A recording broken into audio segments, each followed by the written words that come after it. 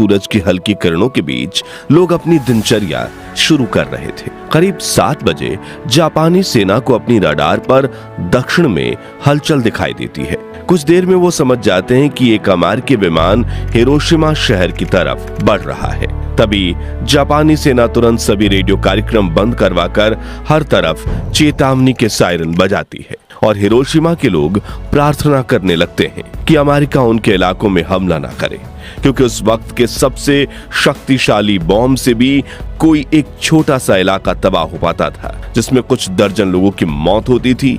लेकिन जापान ये कहां जानता था कि आज उस पर एक ऐसी कयामत बरसने वाली है जो एक ही झटके में पूरे के पूरे शहर को जलाकर राख कर देगी। दरअसल अमेरिका का ये विमान जापान का दौरा करने आया था और जापानी सेना चाहती तो अपने लड़ाकू विमानों को भेजकर इसे रोक भी सकती थी, लेकिन 1945 आते आते जापान की आर्थिक स्थिति इतनी खराब हो चुकी थी कि विमान को उड़ाने के लिए जापानी सेना के पास पेट्रोल तक नहीं था। इसलिए इंतजार किया गया और वो विमान जापान के एयर स्पेस से वापस लौट गया। करीब 8 बजे खतरे के सायरन बंद कर दिए गए और लोग अपनी दिनचर्या में लग गए। बच्चे स्कूल पहुंच चुके थे, कुछ लोग दफ्तर जा रहे थे, कुछ बाजार और कुछ घरों में चाय की चुस्की ले रहे थे। लेकिन हर जापानी की जिंदगी मुश्किल दौर से गुजर रही थी। दुकानों में अंडे, दूध, चाय और कॉफी पूरी तरह से गायब हो चुके थे। लोग भूख से मर रहे थे। स्कूलों के मैदानों और घरों के बगीचों में सब्जियां उगाई जा रही थीं। पेट्रोल भी आम लोगों की पहुंच से बाहर हो चुका था, इसलिए सड़कों पर एक भी निजी कार नहीं दौड़ रही थी। हिरोशिमा की सड़कों पर हर तरफ साइकिलें और पैदल चलते लोग दिखाई दे रहे थे। सुबह के करीब 8 बजे जब हिरोशिमा के लोग दोबारा अपनी जिंदगी की ओर लौट ही रहे थे, तभी आसमान में एक और विमान दिखाई देता है। जापानी सेना इस विमान को भी रोक सकती थी, लेकिन उन्हें लगा ये भी पहले की तरह परिस्थिति का जायजा लेने आया होगा। लेकिन वो नहीं जानते थे कि ये विमान करीब 1 लाख लोगों की मौत का फरमान लेकर आया है। ये विमान था अमेरिका का B-29 बॉम्बर इनोल गे, जिसे उड़ा रहे थे लेफ्टिनेंट कर्नल पॉल टिबेट्स। इस विमान के दाहिने विंग से 10 मीटर की दूरी पर 1 किलोमीटर पीछे एक दूसरा B-29 विमान ग्रेट आर्टिस्ट उड़ रहा था, जिसके पीछे एक तीसरा बम वर्षक भी था, जिसे जॉर्ज मार्कराड उड़ा रहे थे। उनकी अकेली जिम्मेदारी थी तस्वीरें लेना, इतिहास के सबसे बड़े परमाणु हमले की तस्वीरें। उधर अमेरिकी विमान हिरोशिमा की तरफ बढ़ रहा था और इधर रडार देख रहे जापानी सैनिकों की धड़कनें। तभी 8:15 पर लेफ्टिनेंट कर्नल पॉल टिबेट्स एक बटन दबाते हैं और दुनिया की सबसे बड़ी तबाही जमीन की ओर गिरने लगती है। ये था 4 टन वजनी लिटिल बॉय नाम का दुनिया का पहला न्यूक्लियर बम।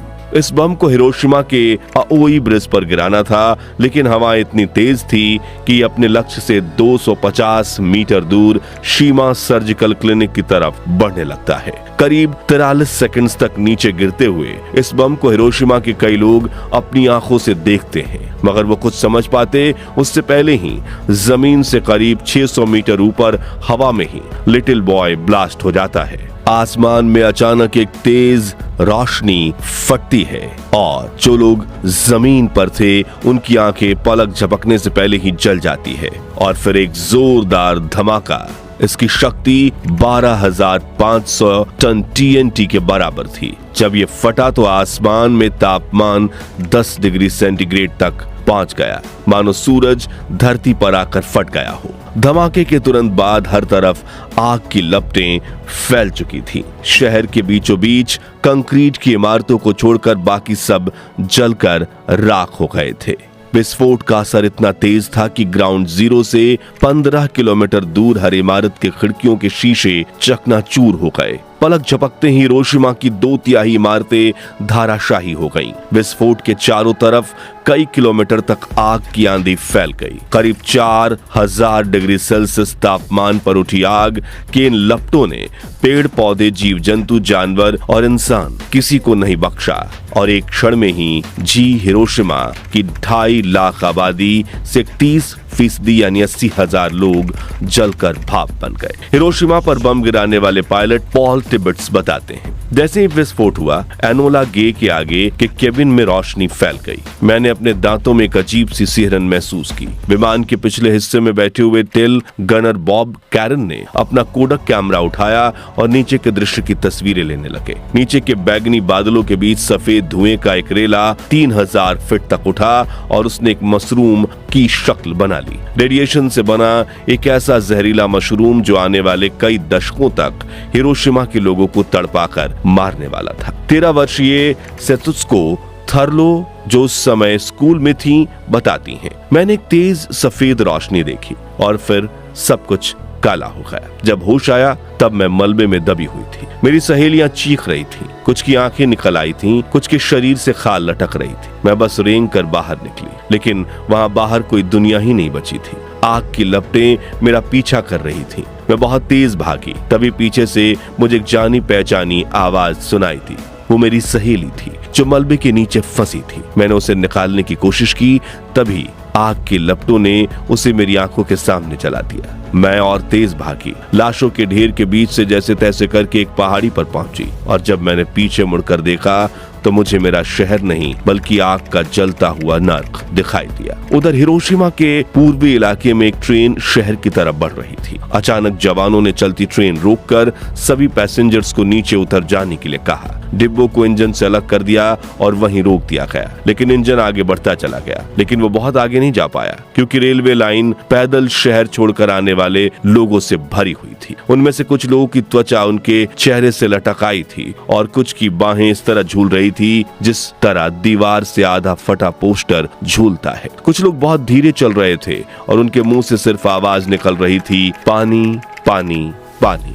लेकिन रेडिएशन ने शहर के पानी को जहरीला बना दिया था और लगातार इस बात से अनजान जिन भी लोगों ने इस जहरीले पानी को पिया वो तड़प कर मारे गए। रात के करीब 11 बजे एटम बम विस्फोट से पैदा हुए बादलों की वजह से हिरोशिमा में तेज बारिश होने लगी। ये काली बारिश थी जिसमें गंदगी, धूल और विस्फोट से उत्पन्न हुए रेडियो एक्टिव तत्व मौजूद थे। रेडियो एक्टिव राख और पानी से बनी इस बारिश की बूंदे जहाँ गिरती वहाँ जमीन जहरीली हो जाती। मगर प्यास से तड़प रहे कुछ लोगों ने इस पानी को पिया और चंद मिनटों में तड़प कर मर गए। वहीं जो लोग उस दिन बच गए वो धीरे धीरे रेडिएशन के असर से मरने लगे। किसी को कैंसर हुआ, किसी के अंग गलने लगे तो किसी की आने वाली पीढ़ियां विकलांग पैदा हुई। इस धमाके के वक्त हिरोशिमा शहर में 1 सेकंड में 80,000 लोगों की जान गई थी, जो 1 साल में बढ़कर 1,40,000 के पार पहुंच गई। लेकिन बचने वालों में से एक थे 37 वर्षीय रिपोर्टर सातोशी नाकामुरा, जो हिरोशिमा से थोड़ी दूर अपने दोस्त के घर गए थे। जब एटम बम फटा तो उसके असर से वो जमीन पर गिर पड़े और उनके चेहरे को टूटे शीशों ने घायल कर दिया। तभी उन्होंने तुरंत अपनी साइकिल उठाई और हिरोशिमा की तरफ बढ़ने लगे। जब वो दोपहर तक शहर में पहुंचे तो उनके पैरों तले जमीन खिसक गई। हर तरफ सिर्फ लाशें थीं, जलते हुए शव, बदहवास बच्चे, मलबे में दबे लोग और सड़कें जो अब पहचान में नहीं आ रही थीं। नाकामुरा पहले पत्रकार थे जिन्होंने हिरोशिमा की तबाही को अपनी आंखों से देखा। सातोशी ने वहीं से ओकायामा स्थित डोमी न्यूज एजेंसी के दफ्तर में पहला डिस्पैच डिटेक्ट किया। 8:16 पर दुश्मन के 2 विमानों ने हिरोशिमा पर एक असाधारण बम गिराया। शहर पूरी तरह से तबाह हो चुका है और अनुमानित 1,70,000 लोग या तो मारे गए हैं या गंभीर रूप से घायल हैं। फोन लाइन के दूसरी तरफ बैठे ब्यूरो चीफ को यकीन नहीं हुआ। उन्होंने नाकामुरा से कहा, यह संभव नहीं है, एक ही बम से कैसे इतने लोग मर सकते हैं? सेना भी मानने को तैयार नहीं है, आप रिपोर्ट में संख्या थोड़ा कम करें। नाकामुरा का चेहरा अब भी खून से लथपथ था। उनकी आंखों में गुस्से और सच्चाई की आग थी। उन्होंने बिना रुके टेलीफोन पर चिल्लाकर जवाब दिया, सेना मूर्ख है, उन्हें नहीं पता कि हमने नर्क को जिंदा देख लिया है। हिरोशिमा में हुए इंसानियत के सबसे बड़े नरसंहार की खबरें पूरी दुनिया में फैलने लगी। हर कोई हैरान था कि आखिर इतना खतरनाक बम बना कैसे। तभी अमेरिकी राष्ट्रपति हैरी एस ट्रूमैन एक प्रेस कॉन्फ्रेंस बुलाते हैं और बड़ी बेशर्मी से सब लोगों के सामने मीडिया को ये बताते हैं कि एटम बम हमने गिराया। और इसका ऐलान करते हुए कहते हैं, कुछ देर पहले अमेरिकी जहाज ने हिरोशिमा पर एक बम गिराकर दुश्मन के यहाँ भारी तबाही मचाई है। ये बम 20,000 TNT क्षमता का था। अब तक इस्तेमाल में लाए गए सबसे बड़े बम से भी 2000 गुना ताकतवर। इस बम ने हमारे हथियारों की श्रृंखला में क्रांतिकारी परिवर्तन किया है, जो हमारी सेनाओं को मजबूती देगा। आगे उन्होंने कहा, इस समय इस बम का उत्पादन किया जा रहा है,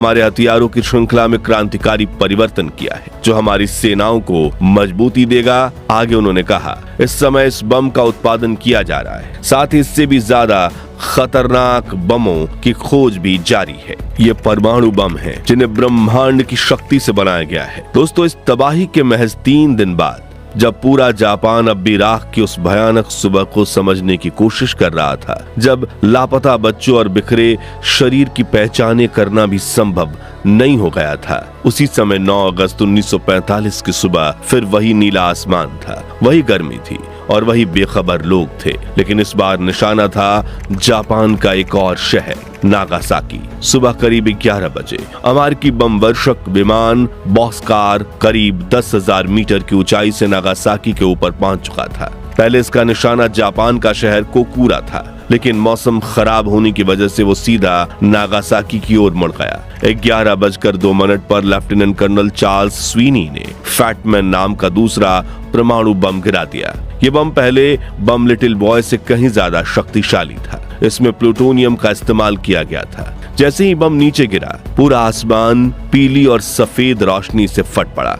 ऐसा लगा जैसे सूरज को जमीन पर उतार दिया गया हो। एक पल के लिए पूरे शहर में अंधकार छा गया, फिर उजाले का ऐसा विस्फोट कि आंखें खुली की खुली रह जाएं। इस धमाके ने अपने आसपास सैकड़ों किलोमीटर रेडियस में सब कुछ जलाकर राख कर दिया। सैकड़ों लोग सीधे भाप बनकर उड़ गए, उनकी हड्डियां तक नहीं बची। जो जीवित बचे, उनकी त्वचा गल चुकी थी, कपड़े जलकर उनके शरीर से चिपक गए और बच्चे माओ की गोद में कोयले की मूर्ति बन चुके थे। एक अस्पताल की नर्स सानो मियुको, जो उस दिन जिंदा बच गई थी, उन्होंने बाद में कहा, मैंने भगवान से कभी नहीं कहा था कि मुझे ये दिन दिखाए। मेरे सामने बच्चे जल रहे थे और उनके रोने की आवाजें अब भी मेरे कानों में गूंजती हैं। चर्च, स्कूल, घर, कुछ भी नहीं बचा था। नागासाकी में उस दिन करीब 74,000 लोग मारे गए थे और हजारों जिंदगी भर जलन, कैंसर और दर्द के साथ जीने पर मजबूर हो गए। उधर अमेरिका के राष्ट्रपति हैरी एस ट्रूमन ने